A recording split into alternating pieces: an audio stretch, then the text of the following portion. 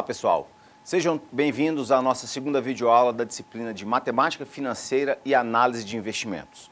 Hoje trataremos principalmente da nomenclatura utilizada na prática dos cálculos financeiros. Nosso caderno didático está repleto de fórmulas e situações práticas que possibilitam o entendimento do conteúdo. Tentarei, dentro das possibilidades, não ser repetitivo trabalhando aqui de forma a complementar o nosso material, como dito, abarcando as conceituações que estão ligadas a essa prática. Vamos lá? Quando se trabalha com compra e venda de mercadorias, tem-se a possibilidade da obtenção de lucro ou prejuízo, que pode ser sobre o custo ou sobre a venda. Para isso, é necessário saber primeiro o que é preço de custo de uma mercadoria. O preço de custo de uma mercadoria compreende o preço de aquisição, acrescido das despesas diretas sobre a compra e a venda, e ainda das despesas de administração tributárias, como PIS, COFINS, ICMS e outras, e de funcionamento da empresa. Quando se fala em taxa de lucro ou de prejuízo, imediatamente se pensa em taxa de lucro ou de prejuízo sobre o preço de custo, pois é este que representa o capital empregado pelo comerciante na compra das mercadorias a serem vendidas. Na prática, entretanto, é mais cômodo ao comerciante calcular a taxa de lucro ou de prejuízo sobre o preço de venda, pois esse preço, presente nas tabelas de uso comercial e também nas etiquetas das mercadorias, é de mais fácil acesso do que o preço de custo.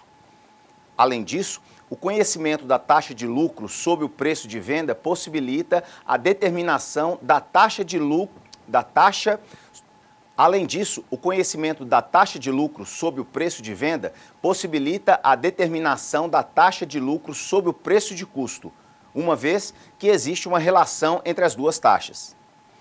Ao se vender uma mercadoria, pode-se ocasionar um lucro sobre o preço de custo ou sobre o preço de sua venda, lembrando-se que ao se comprar e ao se vender uma mercadoria, vale a lei da oferta e da demanda. Analogamente ao que ocorre com o lucro, uma mercadoria pode ser vendida com prejuízo sobre o preço de custo ou de venda. Falando-se dos abatimentos e aumentos sucessivos, tem-se na compra e venda de mercadorias a ação de emitir uma fatura. Essa fatura é a relação que acompanha a remessa de mercadorias expedidas com a designação de quantidades, marcas, pesos, valores unitários e totais de cada mercadoria, percentuais de descontos, impostos, etc. Muitas vezes são realizados descontos ou acréscimos sucessivos nessas faturas, decorrentes de ofertas, pagamentos à vista, dentre outros. Para descontos, e multas e impostos para acréscimos. Uma empresa distribuidora pode oferecer abatimentos sucessivos sobre o valor da fatura. Para calcularmos o valor líquido dessa fatura, podemos calcular os lucros parciais correspondentes aos abatimentos sucessivos, respeitando a ordem das taxas até obtermos o líquido final. Para aumentos sucessivos, temos que, no lugar do valor líquido, teremos o montante ou o valor futuro. E como são aumentos, iremos adicionar as taxas ao invés de subtraí-las, como no desconto. Quando nos referimos aos juros, temos que ter em mente que são a remuneração dada a qualquer título de capitalização, seja pelo uso do capital empregado, seja pela aplicação do capital em atividades produtivas durante um certo período e a uma determinada taxa. Esse intervalo de tempo usado na aplicação do capital a uma referida taxa é denominado período financeiro ou período de capitalização. Os juros são fixados através de uma taxa percentual, que sempre se refere a uma unidade de tempo, ano, semestre, trimestre, mês, dia, etc. A taxa de juros mede o custo da unidade de capital no período a que se refere. Essa taxa é fixada no mercado de capitais pela variação entre as forças que regem a oferta de fundos e a procura de créditos. É a razão entre os juros pagos ou recebidos e o capital aplicado num determinado período de tempo. Os problemas financeiros dependem basicamente do fluxo, entradas e saídas de dinheiro no tempo. Esse fluxo é mais conhecido na prática como fluxo de caixa e é geralmente representado por um diagrama convencional de setor, chamado de diagrama de capital no tempo. Vejamos.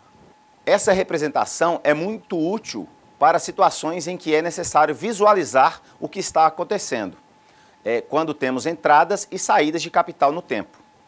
Convenções empregadas são as seguintes. A reta horizontal representa a escala de tempo com progressão da esquerda para a direita. Os períodos de tempo são representados em intervalos contíguos, de modo que cada número representa períodos acumulados.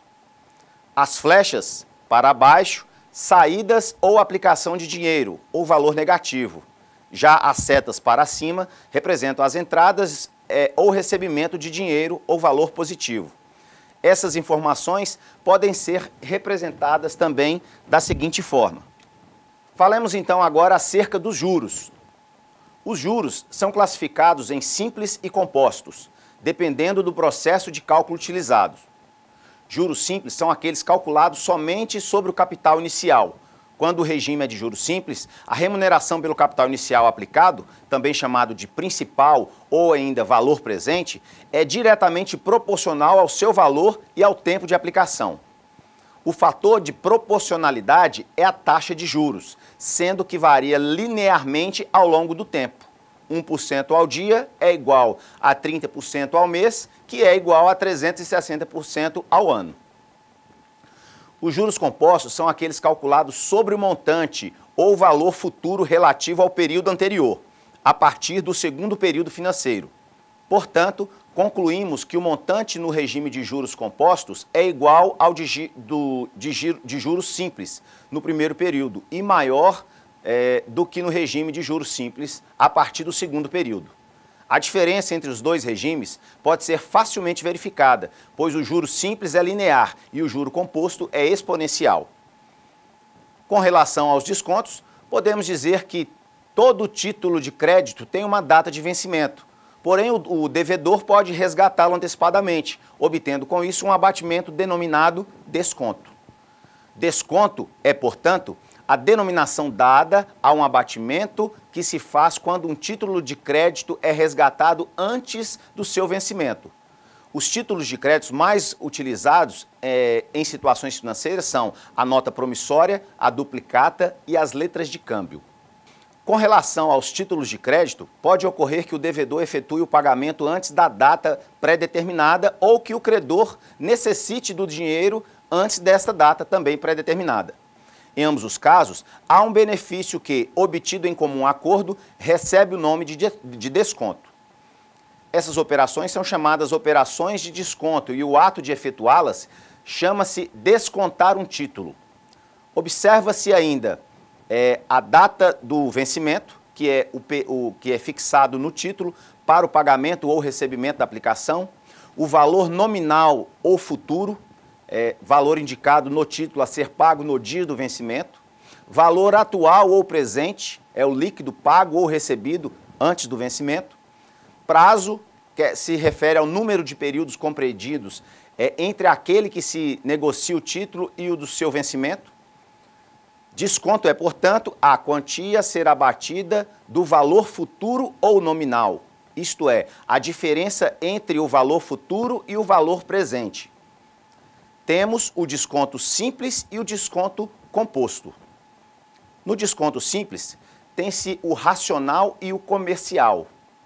O desconto racional não é um desconto usado quando se está trabalhando com capitalização simples. Chamamos de desconto racional ou por dentro ao valor obtido pela diferença entre o valor nominal e o valor atual de um compromisso, que seja saldado em determinados períodos antes do seu vencimento. Já o desconto comercial, também chamado de desconto bancário, é o mais usado em capitalizações simples.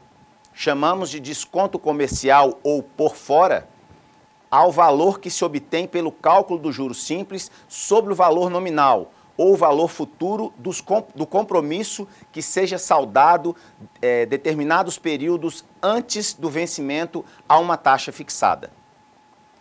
No cálculo de desconto simples, sempre que não for explicitado, deve-se considerar o desconto comercial.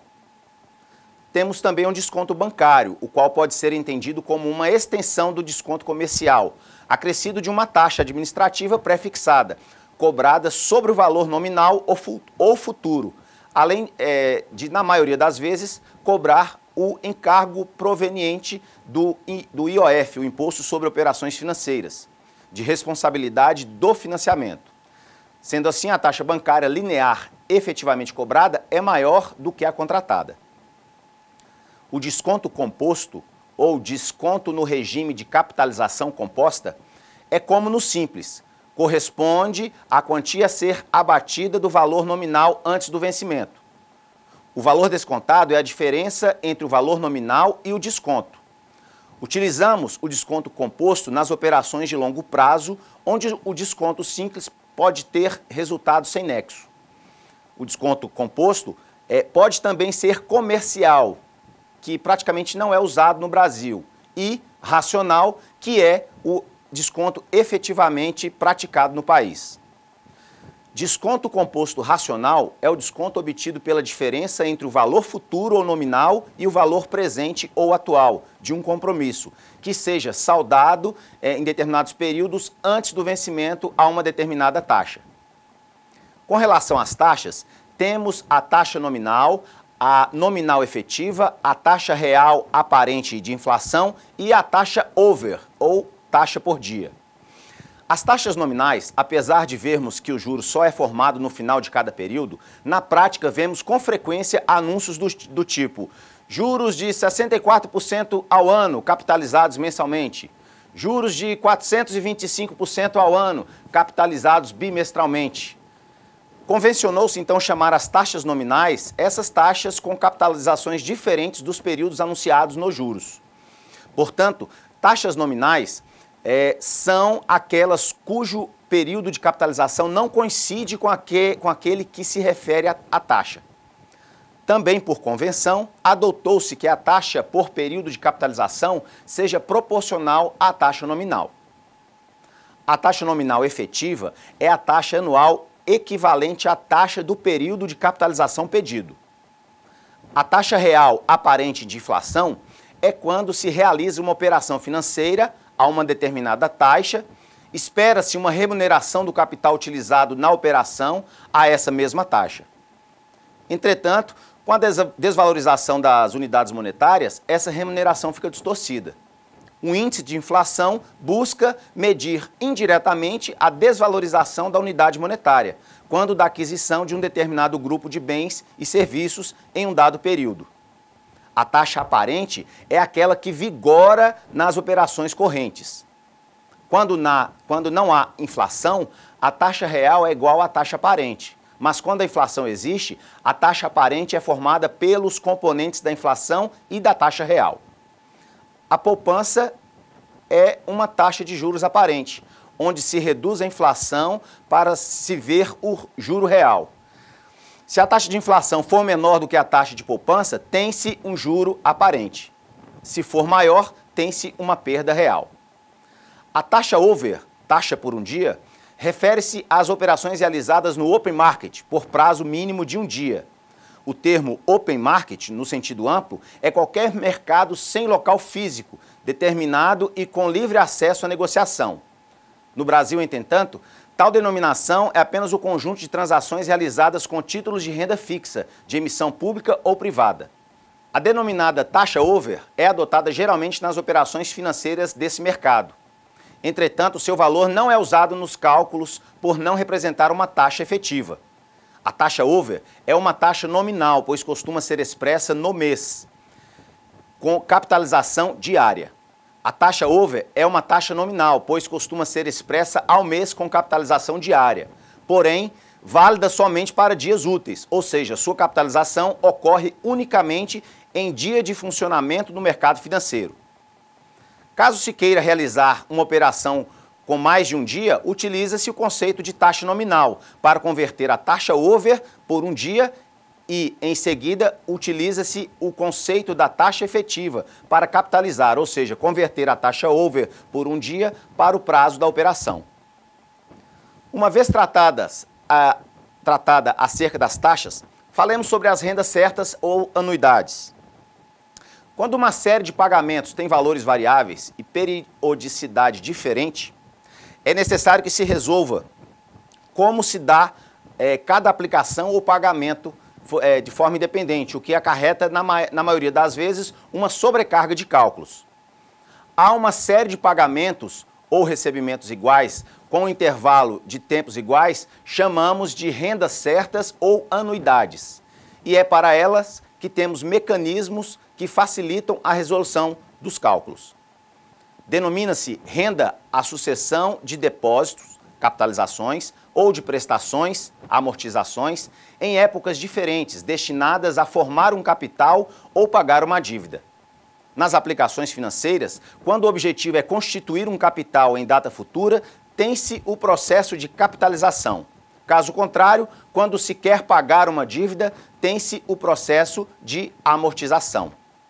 Pode ocorrer também o pagamento pelo uso sem que haja amortização, que é o caso dos aluguéis. As rendas ou anuidades, quanto às formas de pagamento ou de recebimento, podem ser de dois tipos: as rendas certas ou determinísticas, que são aquelas cuja duração e pagamento são pré-determinados, não dependendo de condições externas. Os diversos parâmetros, como o valor dos termos, o prazo de duração, a taxa de juros, etc., são fixos e imutáveis. Podem ser constituídas por aplicações iguais e em série, com a finalidade de se formar um montante num futuro pré-estabelecido. Prestações assumidas hoje como forma de empréstimo, prestações de bens adquiridos, etc. As rendas aleatórias ou probabilísticas ocorrem quando pelo menos um dos parâmetros é uma variável aleatória. Isso é, não pode ser previamente determinada. O número de termos é indeterminado. Exemplo, seguro de vida. Os valores de pagamento, as mensalidades são certos, sendo aleatórios o valor do seguro a receber, quando da causa morte, e a data do recebimento, a data da morte. Vejamos então algumas definições importantes acerca do assunto tratado. Anuidade ou renda certa, quer dizer capitais, pagamentos ou recebimentos referidos a uma dada taxa de juros. Termos da anuidade, valores que constituem a renda. Período, intervalo de tempo entre dois termos. Duração da anuidade, soma dos períodos. Valor atual ou presente de uma anuidade é a soma dos valores atuais dos seus termos para uma mesma data focal, a uma mesma taxa de juros. Montante ou valor futuro da anuidade é a soma dos montantes dos seus termos a uma mesma taxa de juros e uma mesma data focal. Vejamos agora a classificação das anuidades. Uma série de pagamentos ou recebimento é representada por um fluxo de caixa. Os fluxos de caixa podem ser verificados das mais variadas formas e tipos, quanto à periodicidade, que são as periódicas, e as não periódicas. As periódicas, todos os períodos são iguais. As não periódicas, os períodos não são iguais entre si. Quanto ao prazo, podem ser temporárias, a duração é limitada, 1 ano, 5 anos, ou perpétua, a duração é ilimitada, o seguro de vida, por exemplo. Quanto ao valor dos termos, constantes, todos os termos são iguais, ou variáveis, os termos não são iguais entre si. Quanto à forma de pagamento ou recebimento, que podem ser imediata, quando os termos são exigíveis a partir do primeiro período, ou diferidas, quando os termos são exigíveis a partir de uma data que não seja a do primeiro período. As anuidades imediatas e diferidas se subdividem em postecipadas ou vencidas, onde os termos são exigíveis no final dos períodos, e as antecipadas, os termos são exigíveis no início dos períodos. Falemos agora rapidamente acerca dos sistemas de amortização de empréstimos e financiamentos. Segundo as práticas habituais, os empréstimos classificam-se de curto, de médio e de longo prazo. Os sistemas de amortização são desenvolvidos basicamente para operações de empréstimos e financiamentos de longo prazo, envolvendo desembolsos periódicos do principal e encargos financeiros. Os problemas mais importantes do empréstimo de longo prazo dizem respeito à explicitação do sistema de reembolso adotado e ao cálculo de taxa de juros efetivamente cobrada. Existem várias maneiras de amortizar uma dívida, devendo as condições de cada operação estarem estabelecidas em contrato firmado entre o credor, no caso o mutuante, e o devedor, no caso o mutuário. Os sistemas de amortização de empréstimos e financiamentos tratam basicamente da forma pela qual o principal e os encargos financeiros são restituídos ao credor do capital. Vejamos, portanto, algumas definições básicas acerca do assunto. Encargos financeiros representam os juros da operação, caracterizando-se como o custo para o devedor e retorno para o credor. Amortização refere-se exclusivamente ao pagamento do principal, capital emprestado, o qual é efetuado geralmente através de parcelas periódicas, mensais, trimestrais, etc. Saldo devedor representa o valor do principal da dívida em determinado momento, após a dedução do valor já pago pelo credor, a título de amortização. Prestação é composto do valor da amortização mais os encargos financeiros, devidos em determinado período de tempo. Assim, prestação é igual a amortização mais encargos. Carência. Muitas operações de empréstimos e financiamentos prevêem um diferimento na data convencional do início dos pagamentos. Verifiquem no nosso caderno didático as modalidades de amortização abordadas e amplamente exemplificadas. Façam todos os exercícios e busquem mais exemplos nesta vasta fonte de conhecimento que é a internet, claro, com toda cautela. E finalizamos aqui essa aula. Na próxima abordaremos a avaliação econômica de projetos de investimentos. Fiquem com Deus e bons estudos.